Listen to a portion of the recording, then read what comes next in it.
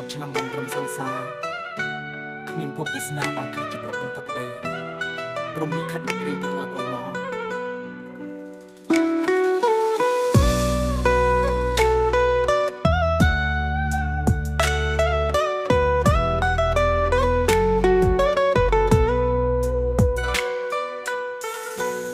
ស្រឡាញ់រាប់ឆ្នាំបានត្រឹមសង្សារគ្មានភពវាសនាបានគ្នាជាប្រពន្ធប្តីព្រមលិខិតអប្រិយពងរត់អូនបងយើងធ្លាប់សន្យាថ្ពបថ្ងៃថ្ពបចិត្តនៅតែគ្មានសិទ្ធិសម្រេចដោយក្តីបំណងតស៊ូរាប់ឆ្នាំប្រែคล้ายជាអូនបង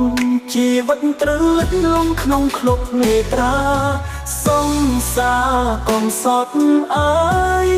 អភ័យតឲ្យបងផងកុំហុកខន់ឆ្កងព្រោះបងធ្វើតាមគ្រួសារ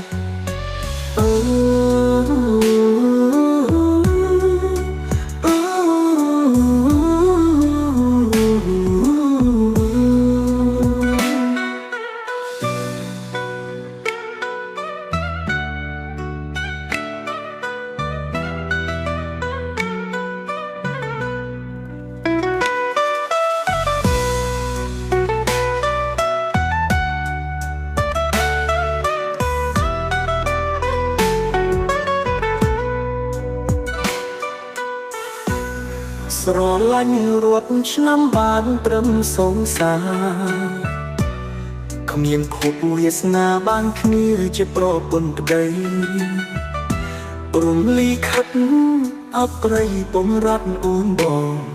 យើងធ្លាប់សន្យាថ្ពបថ្ងៃថ្ពបចិត្តនៅតែគ្មានសិទ្ធិសម្រេចដោយក្តីបំណងតស៊ូរាប់ឆ្នាំប្រែคล้ายជាអូនបង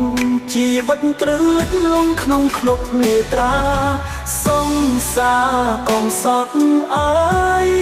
អភ័យតឲ្យបងផងកុំហុកខន់ឆ្កងព្រោះបងធ្វើតាមគ្រួសា